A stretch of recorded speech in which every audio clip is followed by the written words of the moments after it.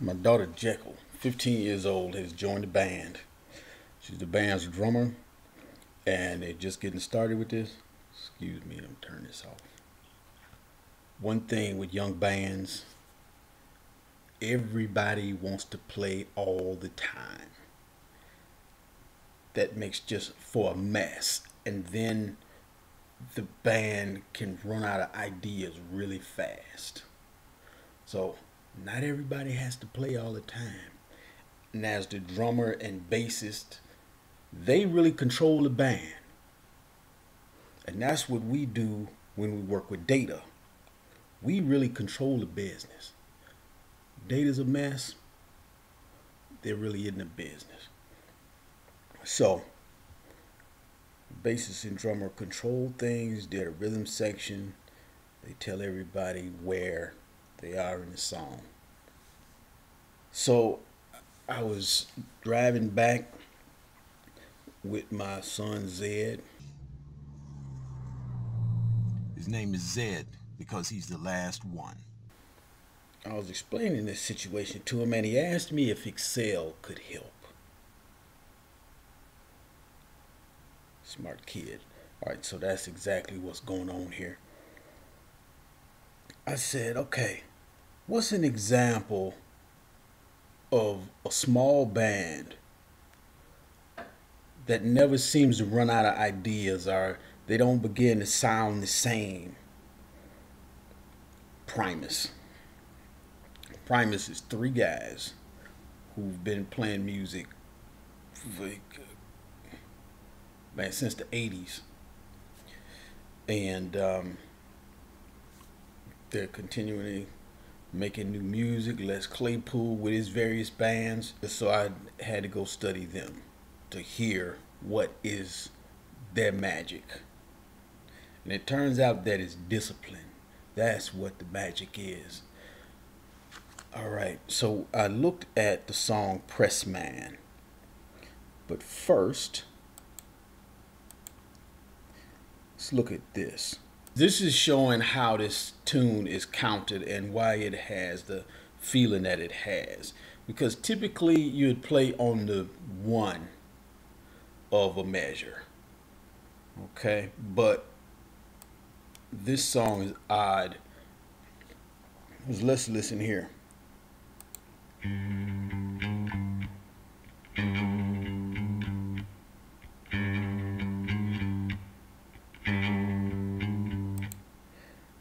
Sounds kind of jerky. But what Les is doing, he is starting his main note on the and of 4. And when you break down a measure, 1 and a 2 and a 3 and a 4 and a, those are your 16th notes. Les is not starting on the 1. He is starting on the and of 4. And that gets obvious when you hear the drums come in later. Let's see. 1,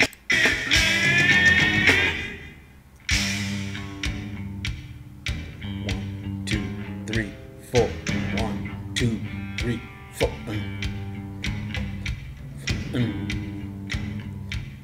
And okay. So see, the kick drum is giving you the dum dum dum dum, and then Les, instead of being on, say, 1, 2, 3, 4, 1, 2, 3, 4, 1. No, he's 1, 2, 3, 4, 2, 3, 4, 2, 3, 4, 2. Very interesting. It's kind of a Cuban kind of a technique where you start on the other 4 or the and of 4. Okay, and also notice how the song starts. And I'm going to count the measures. 1, 2, 3. 1, 2,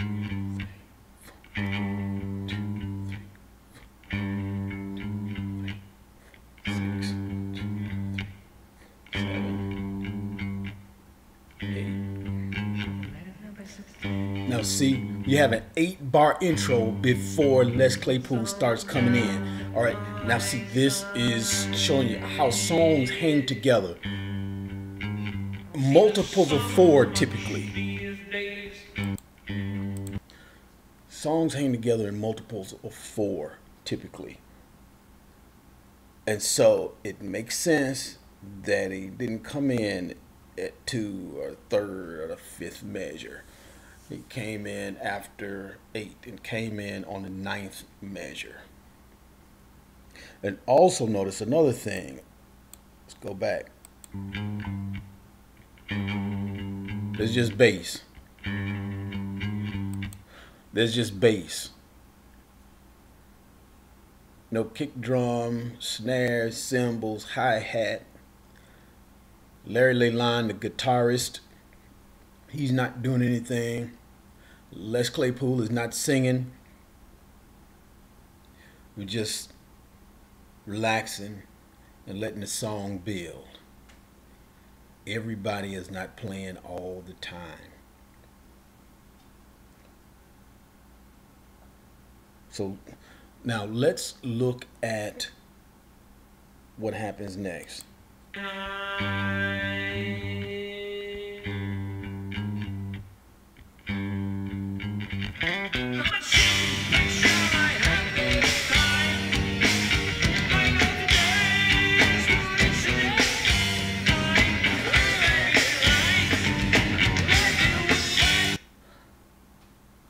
Man.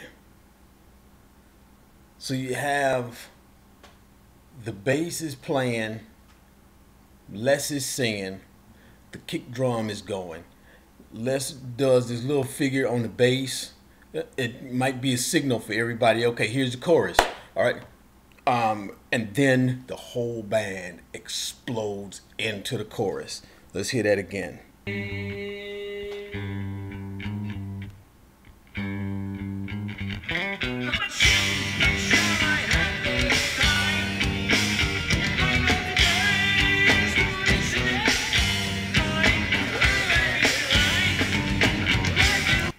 They all explode into the chorus. Now what happens after the chorus? Let's back up a little bit.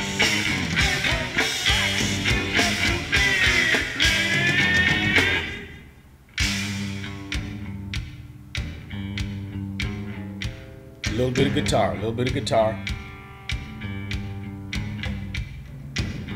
Mainly, what we've got is kick drum, and we had bass, and then the vocals eventually came in. All right, let's look over here at the song structure. See what Excel can do for you? We had bass, nothing but bass for 8 bars.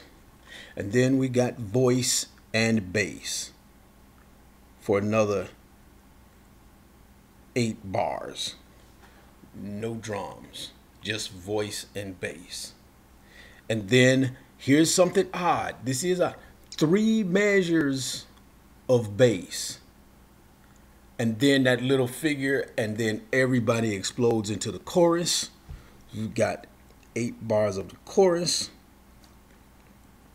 And then we drop down to bass and kick drum, and then the little guitar, we heard that. And so the song goes on, and we got voice, bass, kick drum, voice, bass, kick drum. And then we have this 1 measure strange thing that's just bass and kick drum. 1 measure. And then they explode again into the chorus. And I did a little something here. Let's look at the chorus. This is the song chorus in blue. Okay. 8 bars, 8. We've got 8 bars and then a little extended chorus perhaps down here, and then a 4 measure rest. Not a 4 measure, but a 4 bar rest. and then it goes out on the 8-measure chorus. So let's, oh, and here's something interesting when he says pulse. Okay, so let's listen to a little bit of the song here. Let's go all the way back to the start.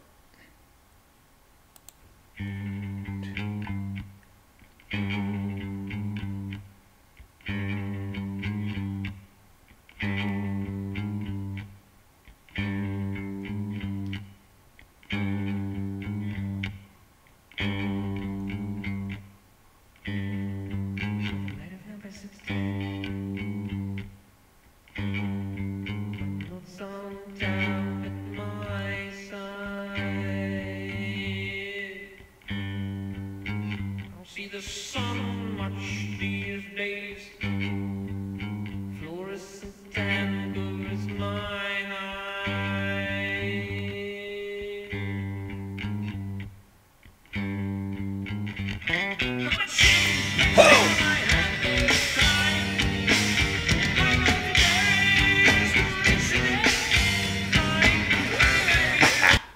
Yeah, you gotta love the way he just does that hesitation there, and it's all on the 16th note grid.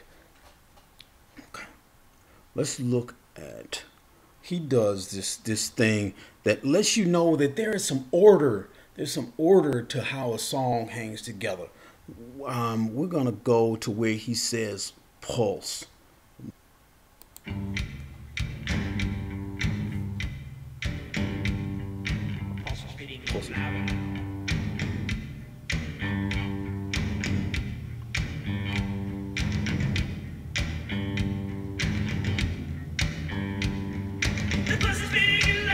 See, right there.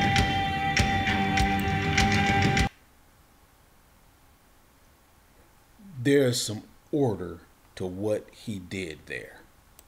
There is some order. So he said it for the first time right here. And then when he repeated it, because when you listen to the song, you know he's going to say the pulse is beating louder now. And then he's going to say it again and say it louder and extend it. It's coming.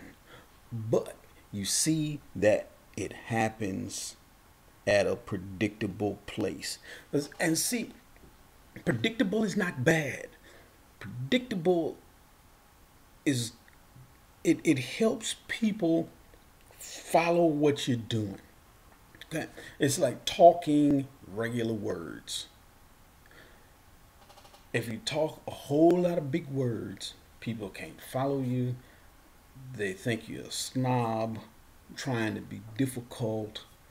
So you have to give people some predictability. But you can mix it up a little. Okay, you don't have to make everything predictable, but you have to make things predictable enough.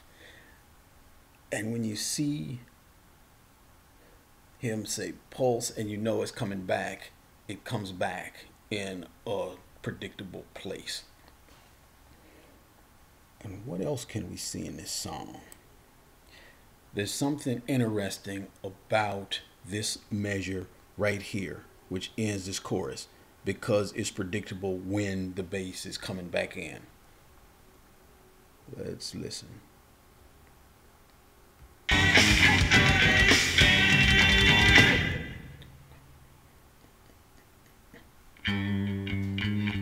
There's order. It's not random stuff that's going on here. That's discipline. That's creativity. That's looking at a band and not just looking at 3 people, but also breaking the drum kit up into pieces. Because in this song, there isn't much cymbal playing either. There's a lot of kick drum and then some toms in certain points. Little bit of cymbal, but then you do get the full drum kit during the choruses. So let's look at what I did here with Excel. Okay, I set up some controls, some form controls, so that we can look at the overall bit of the song. And I have formulas here that are counting how many measures for bass, voice, kick drum, guitar, and these don't count the choruses. So bass is playing 94 plus 35 measures, kick drum 73 plus 35, and bass is the only instrument that's playing everything except for that rest. Let's look at where we have voice in the song. Let's make this smaller so we can get just the overview of it. And here's the whole song.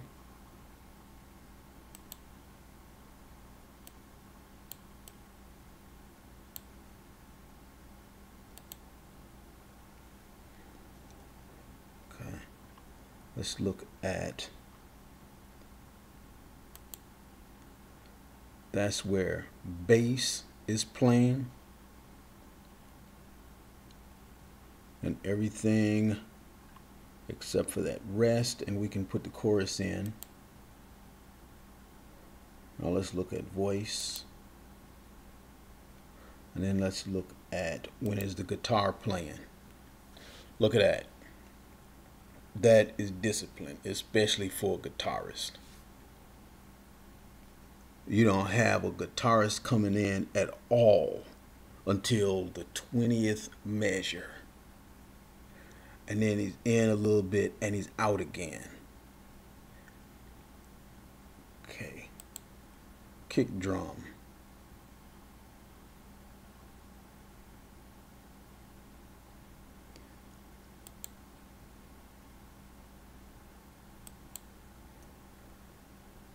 So that's pretty much what I wanted to get at.